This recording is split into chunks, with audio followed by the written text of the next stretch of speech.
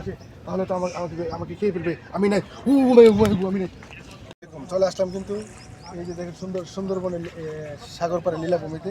তারপরে এদিকে আছে একটা টাওয়ার, ও একটা টাওয়ার আছে, এদিকে আছে বাজার আছে, ঠিক আছে। এই যে এদিকে দেখা, এদিকে দেখা, এই যে দেখো বন জঙ্গল আছে, কুমির আছে, হাঙ্গর কিন্তু আছে, কামড় দিব কিন্তু, আজকে টপ করে ধরে নিয়ে যাবে কিন্তু, হাঙ্গর আছে। চলে আসলাম সুন্দরবনের লীলাভূমিতে। আপনারা চলে আসুন সুন্দরবনের এই এত সুন্দর লীলাভূমি উপভোগ করার জন্য। এত সুন্দর পানি, বন জঙ্গল, তারপরে ভাল্লুক পাখি অনেকগুলো দেখার জন্য তো চলে আসুন এই সুন্দরবনে। দেখছেন এই যে হাঙ্গর আছে কিন্তু, হ্যাঁ,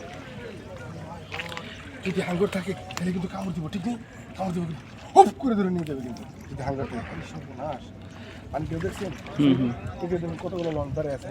তোমরা দেখি বাইরে থেকে আসে নাকি বড় বড়, তারপরে আসে করাচিতে আসছে নাকি, এটা করাচি থেকে আসছে ইন্ডিয়া বাইরে কি ধরা বই ফাই পড়ে দেখলে আরে ভাবছে এটা বোম নিয়ে আসছে আমরা বাংলাদেশে। আমরা তো এরকম কাজ করি না, এরকম আনি না।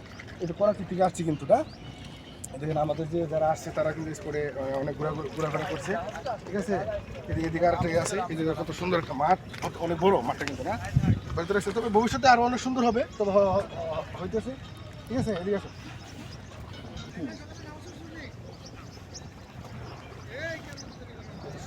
সুন্দর অডিয়েন্স দেখেন। আমরা সুন্দরবনে যে হারবারিয়া স্পট ট্যুরিজম যে স্পট আছে, আমরা এখানে আছি। এখানে আমরা অনেকগুলো বন্ধ ঘুরে আসলাম, ও মর্নিং ওয়ার্ক বলা হয়। আজকে আমাদের প্রথম দিন। আমরা ঘুরে সবগুলো দেখতেছি। এখানে কয়দিন থাকবেন? কয়দিন আমরা 3 দিন আছি, তবে 7টা পয়েন্টে যাব আমরা। হারবারিয়া, করমজল, দুবলার চর, বিভিন্ন স্পটে আমরা যাব কিন্তু। যে ঘুরে সবগুলো স্পটে আপনাদেরকে দেখানোর চেষ্টা করব, যতটুকু সম্ভব হয় আমাদের হাতে ততটুকু আমরা চেষ্টা করব। এখানে একটা গাছ আছে, দেখেন, এই যে গাছটার নাম হলো কেওড়া গাছ নাম, হ্যাঁ, বৈজ্ঞানিক নাম কেওড়া গাছ। এই গাছটা অনেক সুন্দর কিন্তু এখানে হয়তো বা বসন্তকাল সামনে আসতেছে। বসন্তকাল আসলে পাতাগুলো অনেক সুন্দর হবে। তো বসন্ত নাই, তো এখন একটু শীতকালে একটু পাতাগুলো অনেকটা নষ্ট হয়ে গেছে। বিশালের সামনে হবে। এই যে একটা গাছ আছে, গাছটার নাম আসলে ওই যে এই গাছই। এই যে আজকে দেখেন, এই যে লেলে শ্বাসনাল, এই সুন্দরবনের যদি সুন্দর বিহার যদি আপনি উপভোগ করতে চান, একটা বৈশিষ্ট্য আছে।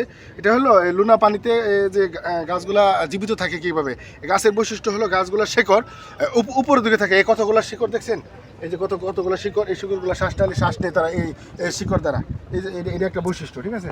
তারপরে এদিকে যাই, আর দেখেন সবগুলা কিন্তু একটা শিকড়, মানে গাছের যে শ্বাস নেই, ওই শ্বাসের যে শিকড়গুলো আমাদের অঞ্চলে সাধারণত, আমাদের যে ব্রাহ্মণবাড়িয়া বা বাংলাদেশের যে কোনো কোথাও হতে পারে, যে শিকড়গুলা নিচের দিকে, আর এখানে উপর দিকে হওয়ার কারণ হলো তারা এই শিকড় দ্বারা শ্বাস ফালায় আর কি। যেটা এই যে হাঙ্গর থাকার সম্ভাবনা থাকতে পারে, গুড়া মাছ আছে, হাঙ্গর থাকতেই পারে স্বাভাবিক। ঠিক আছে, এই যে হাঙ্গরের কাছে চলে আসছি। যদি হাঙ্গর আসে, ও মাই গড, যদি হাঙ্গর চলে আসে তাহলে তো আমাকে খেয়ে ফেলবে। আমি নাই, আমি নাই।